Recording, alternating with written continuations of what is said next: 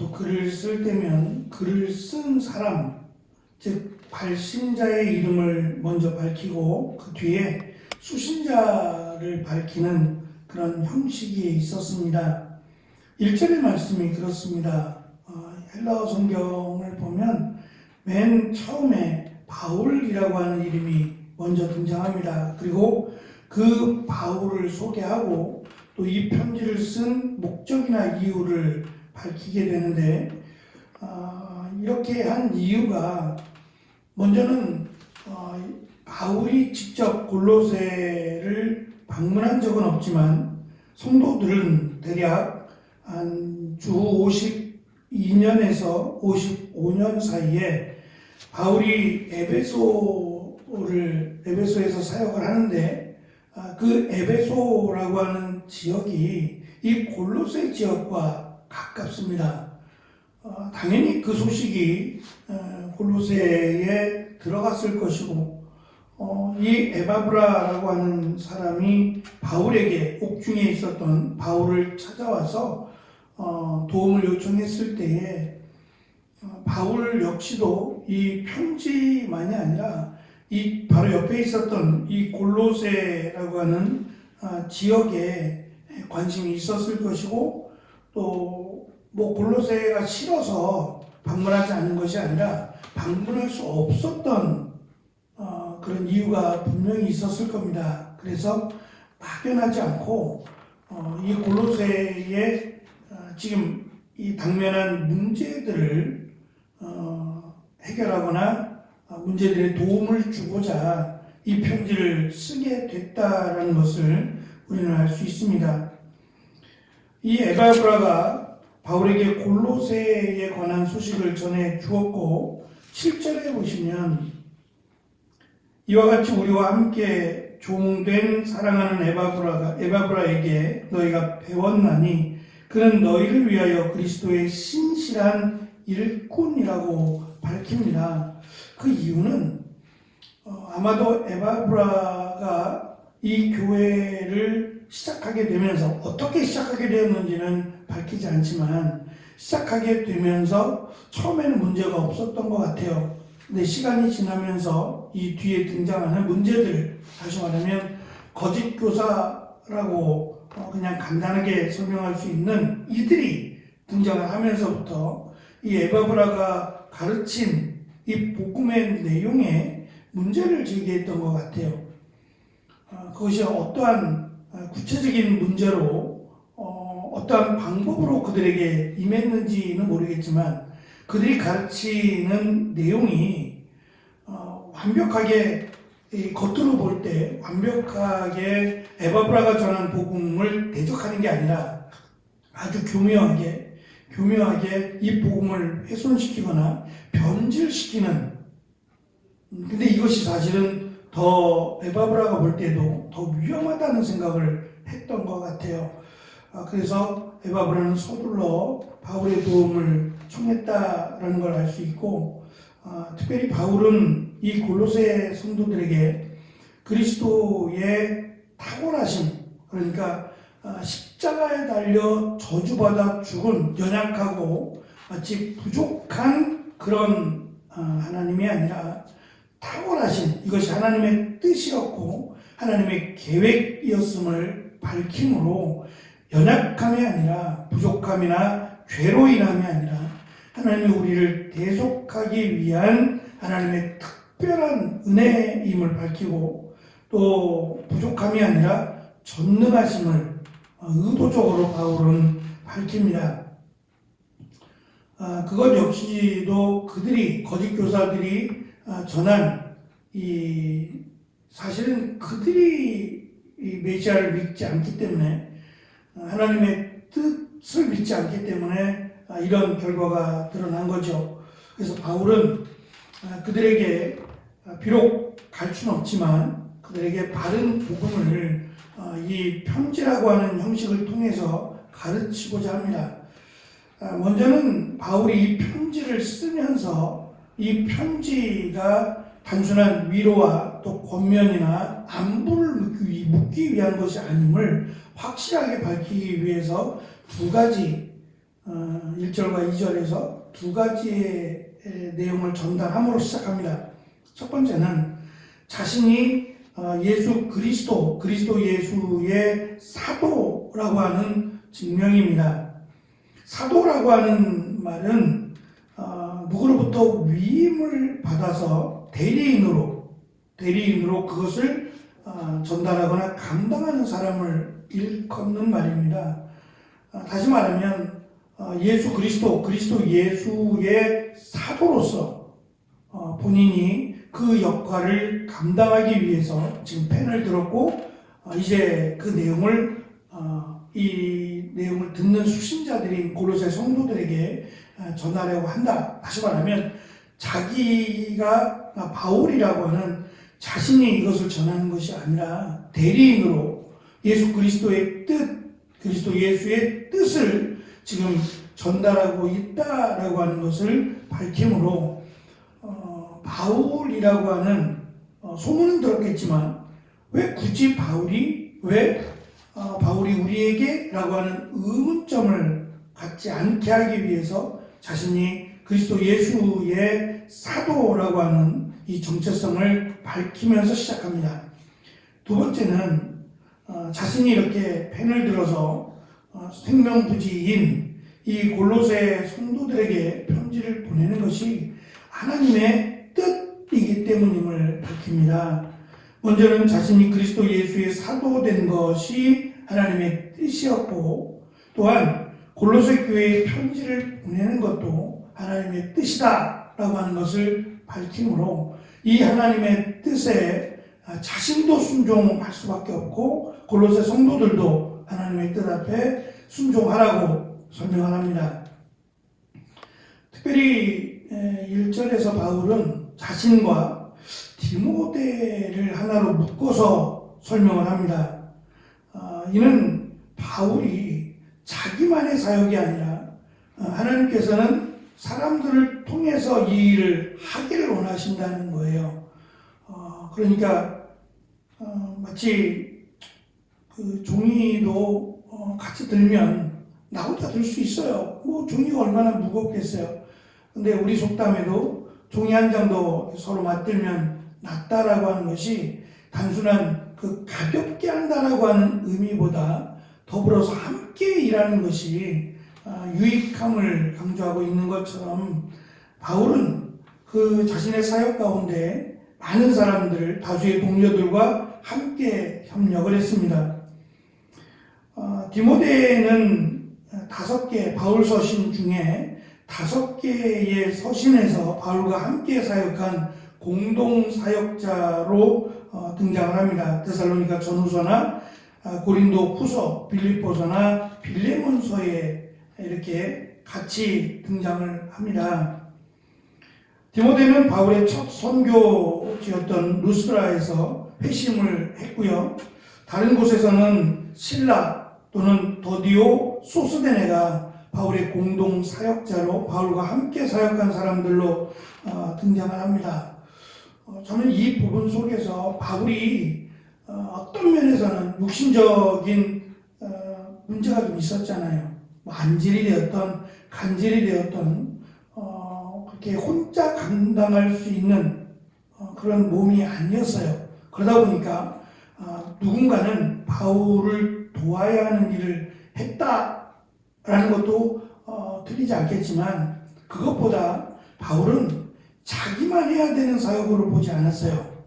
저는 이 부분이 어떤 면에서는 한국교회의 목회자들이 좀 새겨봐야 될 부분이 아닌가 싶어요. 그러니까 바울은 디모데를 자신의 종이라고 말하지 않습니다.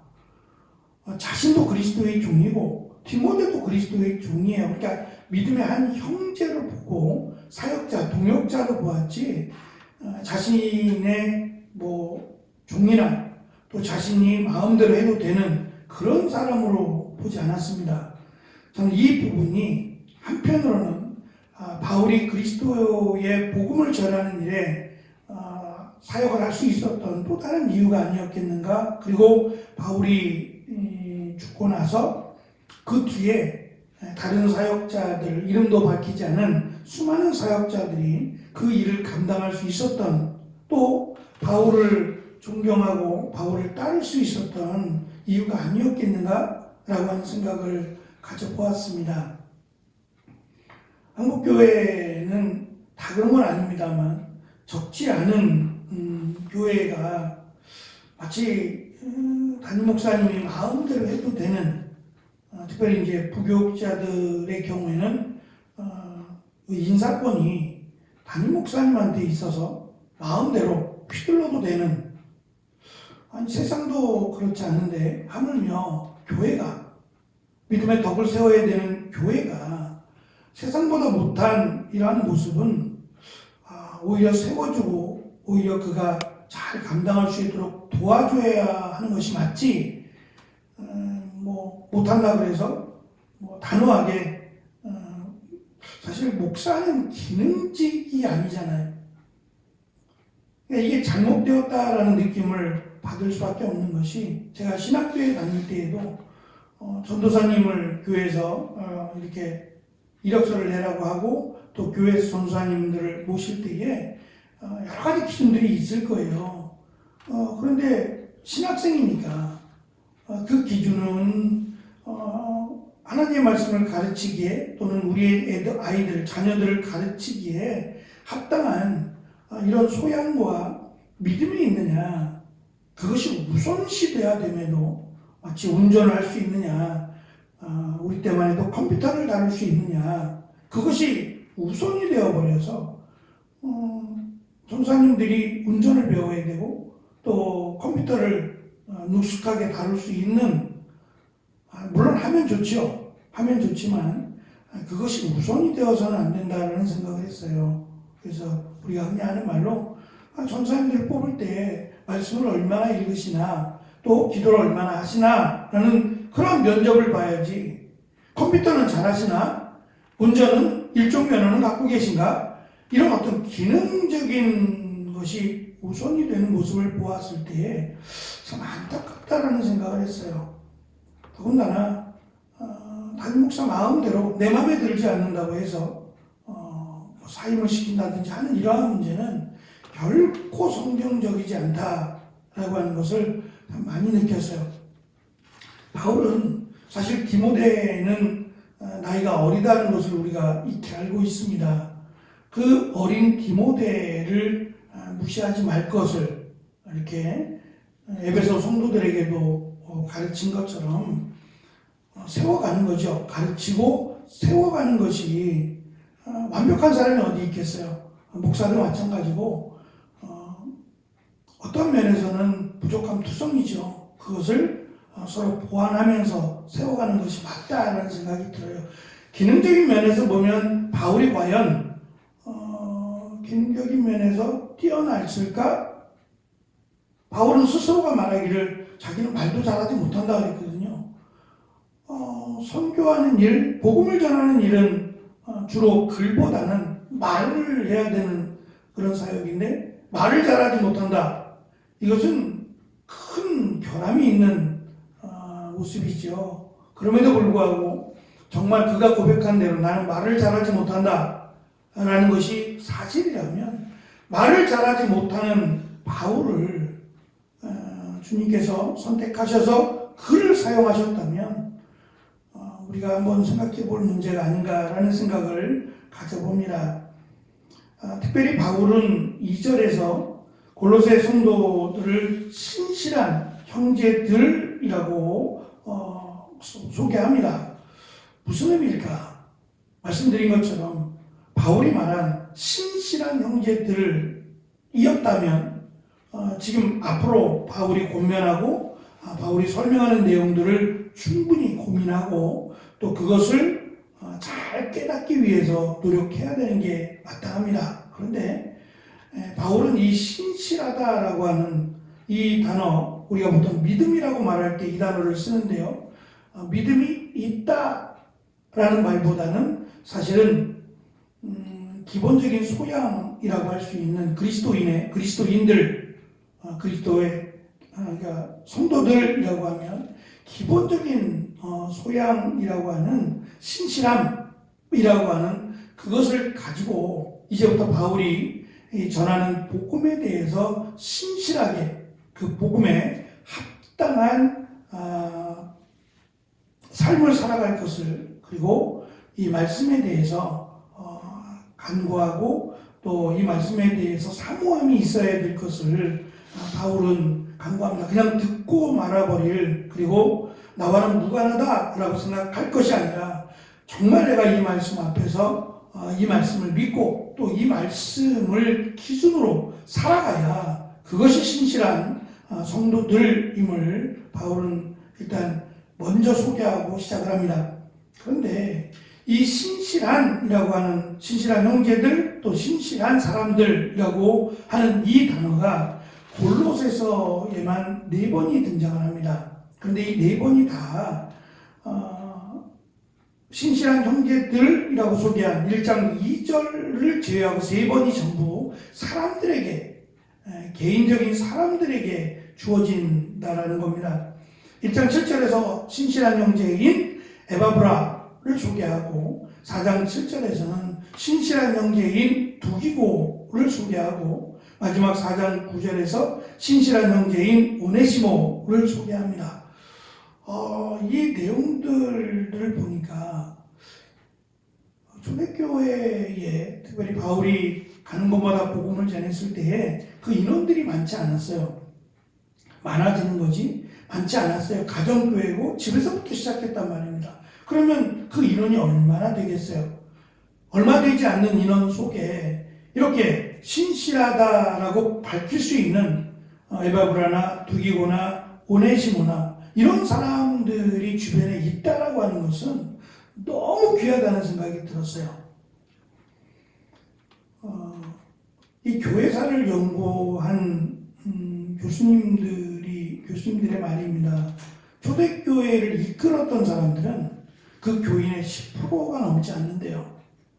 그러니까 지금 미국이라고 하는 그 나라가 세워졌을 때에 사실은 청교도가 떠나와서 이 신대륙에 정착해서 미국이라는 나라를 세웠던 그 청교도인들이 그들만의 숫자로 미국이 만들어지지 않잖아요. 주변에서 많은 못 살겠다라고 하는 사람들도 합류하게 되고, 또는 믿음이 없는, 그래서 인디안들을 쫓아냈던 그런 사람들도 합류하게 되고 해서 많은 사람들, 갑자기 불어날 수는 없는 거죠. 그 많은 사람들로 이 대륙이 채워져 갔을 때에 실제로 이 대륙을 지배하거나 이 대륙을 이끌었던 사람들은 10%의 청교도인들이었다는 겁니다. 그래서 그들이 하는 말은 그 10%밖에 되지 않는 그 그리스도인들의 영향력이 미국을 만들어간다고 그래요. 그들이 믿음이 있을 때에는 미국이 선한 영향력을 미칠 것이고, 그 10%의 믿음의 사람들이 영향력이 별로 없을 때에는 미국은 타락할 수밖에 없다라고 하는 통계를 냈습니다. 10%밖에 안 된다는 거죠. 그 10%가 어떻게 하나님 앞에 바로 섰느냐에 따라 교회의 모습이 달라진다는 겁니다. 뭐 그것만을 믿어서는 안 되겠지만 적어도 이 바울이 밝히고 있는 신실한 형제들 그 가운데 지금 이름도 밝힐 수 있는 이들이 있었기에 교회가 건강하게 그리고 넉넉하게 사역을 감당할 수 있었다. 물론 문제가 없는 건 아닙니다. 그런데 그 문제들을 말씀을 중심으로 지금 해결해 나가고 있고, 그 말씀을 중심으로 더욱 견고하게 이 골로새 교회가 세워졌다. 비록 말씀드린 것처럼 흔적도 찾을 수 없습니다. 어디가 교회였는지도 알 수 없어요. 그러나 건물은 사라지고 어디인지도 알 수 없는 그냥 추측에 불과하지만 중요한 것은 사람은 남았을 거라는 거예요. 그곳에 남아있지 않았더라도 어딘가에서 그 복음을 듣고 그 교회를 세웠던 그 믿음의 후손들은 어딘가에서 분명히 지금도 믿는 자로 복음의 사역을 감당할 수 있을 거라는 겁니다. 이것이 우리에게 맡기신 하나님의 거룩한 일, 하나님의 뜻이라고 하는 것을 바울은 밝힘으로 이 신실한 형제들을 세우기 위해서 바울은 이 편지를 골로새 성도들에게 보내고 있다, 보냈다라고 하는 것을 명확하게 밝힙니다. 그래서 신실한 성도들로 세워질 것을 세워져야 함을 강조하고 있습니다. 우리 교회도 하나님 보시기에 신실한 교회로, 신실한 성도들로 세워지는 귀한 은혜가 있기를 축원합니다. 기도하겠습니다.